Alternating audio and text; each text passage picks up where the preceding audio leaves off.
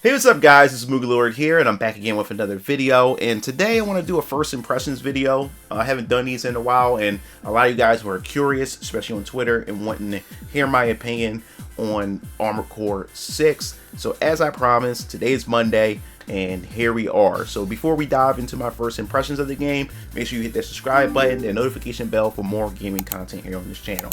And as I said before, if you've been following me, I've said that my relationship with Armored Core had began way back during the PS1 with the very first Armored Core game, and as a kid I really enjoyed it. It was difficult as hell.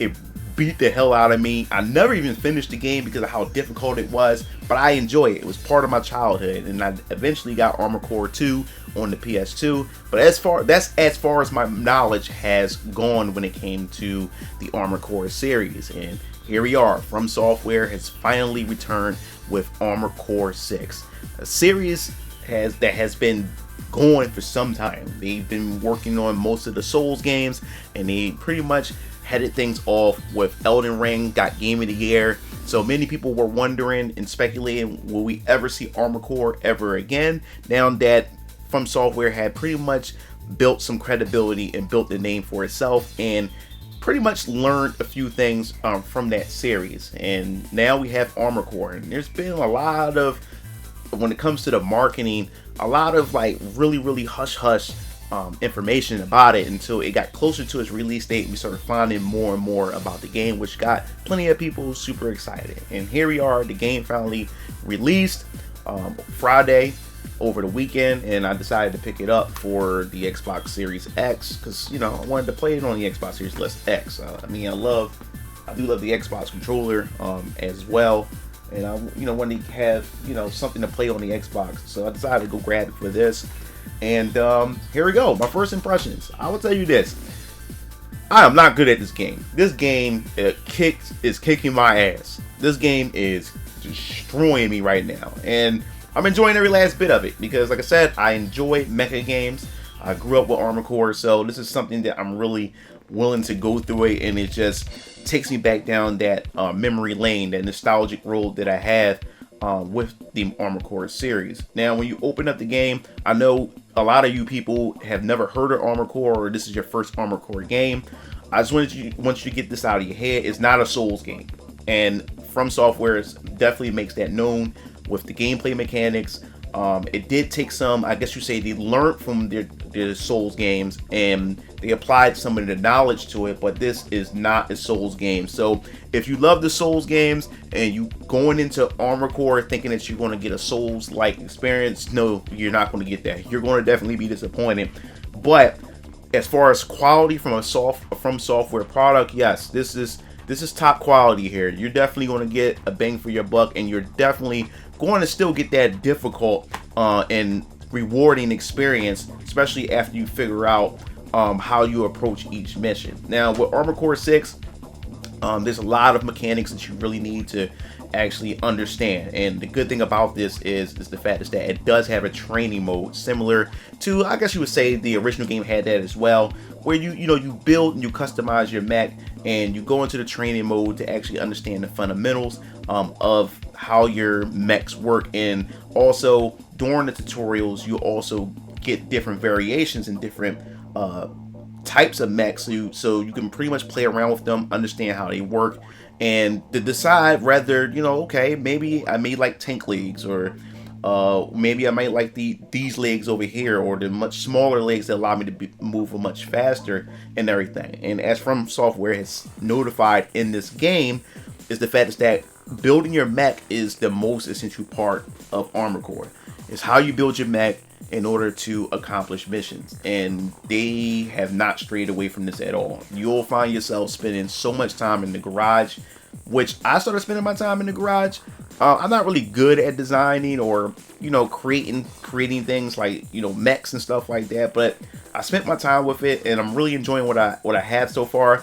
I tried to take inspiration from other mechs, or like color designs from like my favorite animes and video games and stuff. So for instance, I have built this mech called the Melchizedek. It's based after Weltall color scheme from Xenogears, if you're familiar with Xenogears. So I try to implement those color schemes into my mech. Right now, it's just a standard mech. Is like it's master at nothing. It pretty much all around. Because I'm still at the beginning levels of the game, so I still haven't gathered a bunch of different parts just yet to try to come up with so many different builds. My brother Keylancer and DX Strike, they're deeply into it.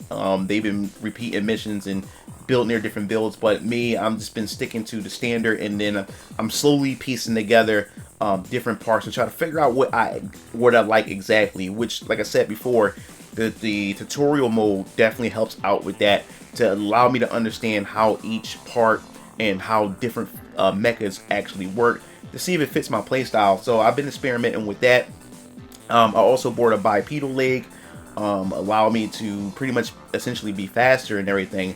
Now the thing about building your mech and working yourself in the garage, you have to look at the weight, and that's important. The weight determines your how heavy your mech is, and how they maneuver across the field, and how much boost from the boost gauge that it takes when you use your boost and everything. So there's a lot of science behind this. You gotta look at the numbers and the increase. When you have your red numbers, that's how you know that it's going to affect your mech in some negative way, while the blue, it shows increase. So there's some science behind what's perfect, because if you're going with a lighter build, then you can't obviously use heavier weapons or anything like that. So you really have to look at that. And if you're going with a heavier build, especially with your core and everything like that, then you're able to put on heavier equipment, heavier weapon and artillery. But the thing is, your mech is going to move a lot slower. So there's a lot of things you have to experiment with. Now another thing too I have to keep in mind, especially with this Armored Core game, everything is tailored to each of the triggers. Like, you have your left trigger is your left hand, your right trigger is your right hand, and then your left bumper is your left shoulder, right bumper is your right shoulder.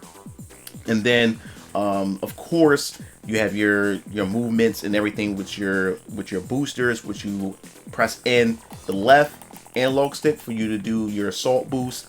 And then you also have your evasion boost, where you press the X button, where you can, in a direction where you can just strafe left and right, front and back, and everything like that. So the thing about this is, you have to also keep in mind is that you don't have to just rely on just clicking one button at a time. You can fire both weapons from your left and your right arm at the same time by pressing them both. And if you want to use all four of your weapons that you have equipped, you can press all four, both bumpers and triggers at the same time, to have all your weapons attack all at once. So there's a lot of things to keep in mind. How you hold your controller, and you find a comfortable way of how you want to actually execute your movement and everything like that of the sort. Now, one of the biggest questions that people had when they first have shown off Armored Core 6 was the lock-on sequence, and a lot of people were afraid if the lock-on sequence is going to take away from some of that, I guess you say, hardcore movement and difficulty that the game had provided, because you always had to manually aim your reticle on your target at all times. No matter how you maneuver across the playing field or the mission, you always had to make sure that reticle was on your enemy manually. And looking at the lock-on, it pretty much, people were afraid that it took away from this. In order to do your lock-on, the lock-on one single target, you click in the right stick right here and you'll get it. Now, it's safe to say, since I've tried it and played it, that it's really not, like, it doesn't really make the game easy at all. Because if you lose line of sight, the lock off will fade away, and then you have to get back into the line of sight. And that's what I normally use it for, is when the enemy moves out of sight, I just use it to click on, so it just quickly put me back on sight, and then I continue on fighting from there. But most of the time I find myself just maneuvering manually and aiming the reticle at the enemies manually as well. So that's something that people can rest assured, especially if you were still debating whether or not you were going to get it based on just that alone. You have nothing to worry about. And plus, it doesn't really take away from the gaming experience at all using the automatic lock on. Sometimes, like, man, this is necessary because of how, I guess you say, fast paced, and how the other mechs move across the field. Sometimes it's hard to try to keep up with everything. So it's quickly to put you back in perspective in the view of your enemy, which I think is also pretty cool. Now, I will say this: when it comes to the missions, you have some missions that has a lot of spectacle to it. Especially when I got to the stage where you had to make it to you had to battle at this desert. You had to take down this big mining machinery, and they had this big laser cannon on top. So you had to pretty much take out the laser cannon. But in order to do that, you had to slow down this mining robotic machinery here, and you had to take out the legs. And then as you take out the legs, you had to fly all the way up to the top. And the thing was, I wasn't fully essentially prepared because I didn't have the right build for it. I got through the mission, but it was kind of like a struggle because I didn't have the right boost, because the damn thing is so huge. So you have to fly up, and then I had to find somewhere to land to get my boost gauge back up, and then I had to destroy the different generators, and the generator was on the left side that you had destroyed, and then you had to go underneath and go onto the right side to do it. It was pretty epic, and I was in the room just yelling, like, because I'm trying not to fall off out of the mission field, out of the boundaries, because you find out of the boundaries, you have to go either start over or go through the checkpoint. And so far in the game, this is one of my favorite missions because of how much of a spectacle it is.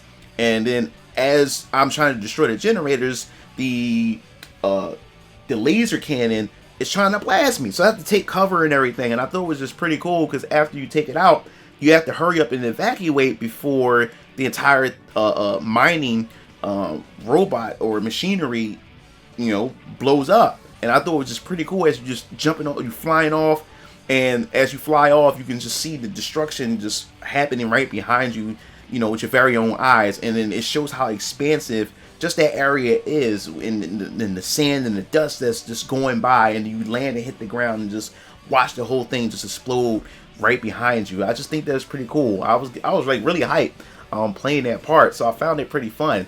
And the excitement behind it is that building your AC or your armored core is kind of like a puzzle, especially when you're approaching missions, because you get that satisfying feel when you're having a hard time trying to accomplish a mission, and you wonder like, yo, what the hell am I doing wrong? What do I need to do to accomplish this? And then you go back into your garage and you put together your mech, and you do some tweaking to figure out, okay, all right, I'm gonna run with this build, and you go in there, and then you finally successfully defeated the mission. You completed the mission, and it does feel satisfying that you built something. So a lot of the brain work is not just in your movement, your controls, but a lot of the brain work goes into how you craft and how you build your mech. And it is very satisfying when you finally create a machine that can, accomplish some of the hard missions, especially some of the bosses that may be a pain in the ass that you keep dying and trying over and over again. So yes, the difficulty is there. Now I know there's some veterans in there that may not think that may not be the case, because you have some fiends that actually like played all the games and know exactly what they need to do and what they need to build. But so far, man, like, I'm enjoying it. I'm loving every last bit of what I played so far. I haven't played the multiplayer, not even ready for the multiplayer. I know it's gonna be a lot of sweaty people that's gonna be playing multiplayer, but right now I'm still at the very beginning of the game, and I'm replaying missions so I can get enough money so I can get more parts and so I can put together other builds. But essentially, I'm liking the game so far, and like, if you guys are tempted or been skeptical, I suggest that you give it a try. You may find something here, especially if you're a Souls player and just love From Software and just want to give a new From Software game a try. It's not a Souls game. I'm telling you, you're not going to be disappointed. You're going to find some quality here. You're going to find some challenge in this game. But that pretty much wraps up this first impression. Let me know what you think in the comment sections below when it comes to Armored Core 6. This is my first impressions. There may be a review, depends on if I can actually beat this game, because this game is definitely kicking my ass. So if you enjoyed the video, hit the like button, subscribe button, and that wraps everything up. This is MugenLord, signing off. I'll see you Game Fiends later. Peace out.